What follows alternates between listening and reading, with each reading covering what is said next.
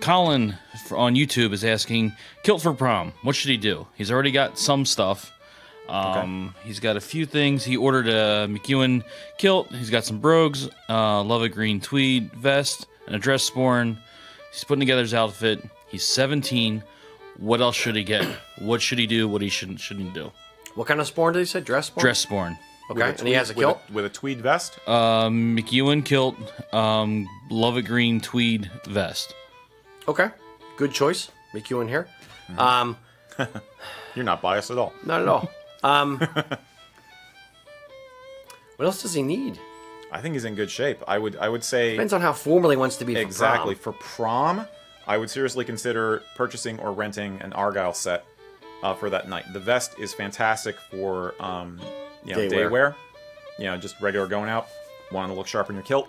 But for an occasion when you're with your date who's dressed up to the nines and got the corsage and all that going on, you probably want something a little more formal than tweed.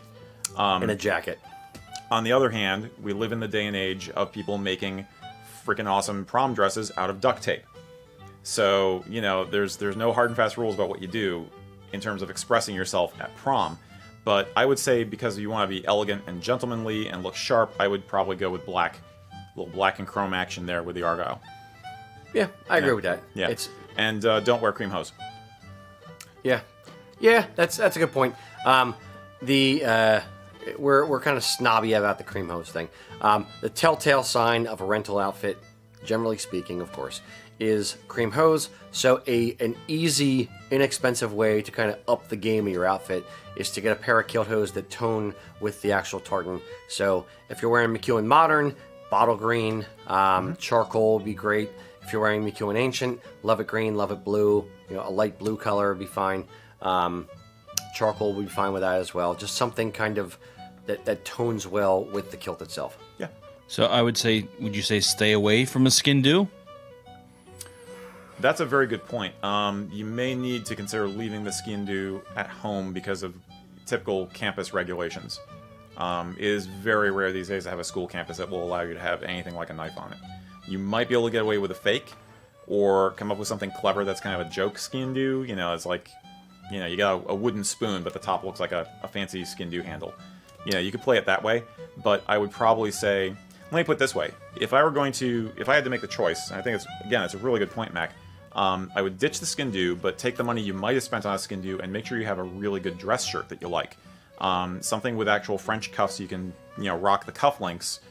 That's like the extra finishing touch, and you'll definitely get a lot of use out of it afterwards. Little things like that. A good dress shirt is something a lot of kids your age don't really have. So I would say, get to it. Charles Truett is our Charles favorite Truett, or anywhere, just Ray Banks, one of our anywhere. preferred. Yeah. That's what I would do, and I would skip the skin do.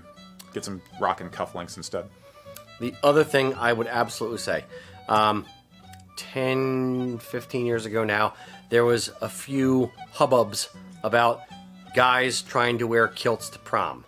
So I think some it's schools easier now, but yeah. Some schools are a little bit more lenient and will say that's fine. Other schools are a little bit more stick up the you-know-what and might say, well, no, we don't want that kind of thing. I would say this. Wear underwear.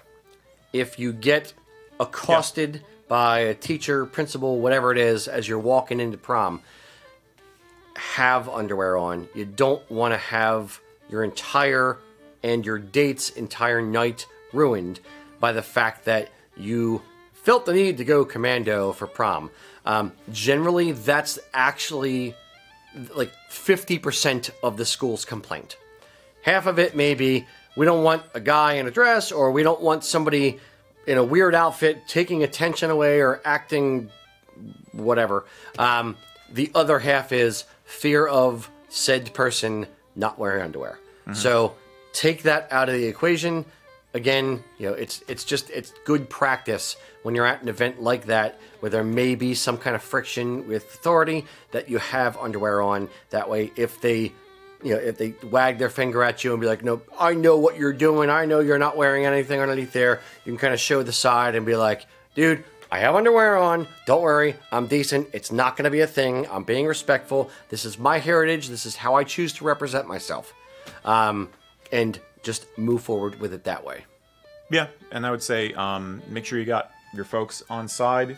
If there's anybody you can test the waters with a little bit ahead of time, make sure that you're not going to have friction with authorities in the school, or kind of get them used to the idea. Make sure you have some advocacy for yourself in case there is a potential of somebody saying, well, you can't do that for prom. I think it's getting a lot better. I think the last couple of years I've heard less and less issues. Yeah, I've heard less too. I've definitely seen the pictures. I haven't heard any issues this year. COVID. No, but I would say this. If your prom this. is next year, great. I would say this. Well, a couple things. One, if to some degree it's easier to ask forgiveness than permission. So True. If it were me, assuming his parents are okay with that. Yes, if your parents are okay, then I would do this. If you're really, really nervous and you're a non-confrontational type person, then I would say ask permission of the principal. It helps if his last name is McDonald, but ask permission from the school. Explain what you're doing and why you're doing it, and then get a written thing from them saying you're okay to do it. That way, if you meet resistance at the door, you flash the badge and say, nope, I'm allowed. Shove it, Miss Smith. If you are more confrontational or you'd rather ask for forgiveness and permission, what I'd say is this. Just to be safe, throw a suit in the car. It's I guess. That way, you can stick to your guns and you can say, nope, I'm wearing this. And you go in and if you meet no resistance, great. You go in and you're fine. You have a good time. Memories to be made. If you meet resistance at the door and they just freak out and say, no, you can't do it. You can't come in. We're not allowing it. It's against the dress code or whatever. Insert a whole reason here. Then you have the ability to go, fine. I'm going to go change. And you go out to your car, throw on a suit, and you go back in, and then you protest later on. You have a backup plan. Always have a plan B. A whole reason as opposed to a half reason, of course. Yes. No, but I think that's a good point. Is that you don't want to. It's important from an honor standpoint, from a chivalric standpoint. I'm old-fashioned to make sure you're not doing anything that's going to ruin the night for your date.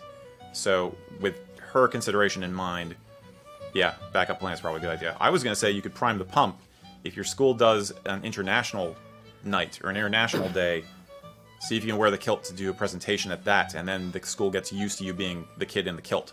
You're kind of getting used to the idea and kind of weaken the barriers that way. Yeah. International nights are great for that. Yeah. Sorry, Mac, you're about to say something? No, Colin is on here. He's saying that his the school is very open to this. And, okay, great. One of his teachers is in McLeod, and they are starting a kilt club in the school. So, dude, so nice. he's got it in You're on this fine. one. So now, yeah, if anyone needs a kilt, Colin.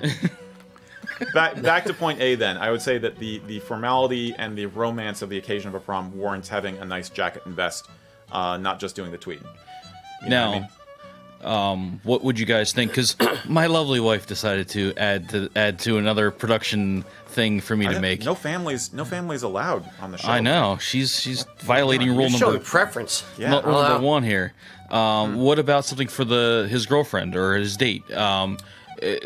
Some scrap of cloth for a corsage, or you could probably sash? use a little bit. You could probably use a little bit of tartan to go with whatever corsage she's going to be wearing. It's been so long, I don't even remember who's in charge of buying the corsage anymore. Is it the guy's in charge of buying the corsage? Yeah. So he could potentially provide a little tartan to go with the corsage. A sash would be nice. I would just be leery of making her pay for anything. That'd be my only concern. I would, unless she's super into it, I wouldn't. And I would also say this. The corsage is like you're presenting it to her as a gift. At least back when I was a kid. Back in my day. You're presenting it to her as a gift. So if... I don't know women's fashion. But if you give her a sash and she's like, this doesn't go with my dress... you're stepping on her fashion. You're crossing the streams. It's not like marriage where you're inviting her into the family and like, here's a symbol of me inviting you in and accepting you as part of us. It's a date. You're in high school. So it could be cool, but I would say maybe ask her just find out if she's into work. Yeah, ask her if it will work. Don't just assume and present it and say, here you go, wear this, and then be crushed if she doesn't want to. Or it might be, she might think it's cool to try and get her prom dress in a color that complements your tartan. Could be as simple as that.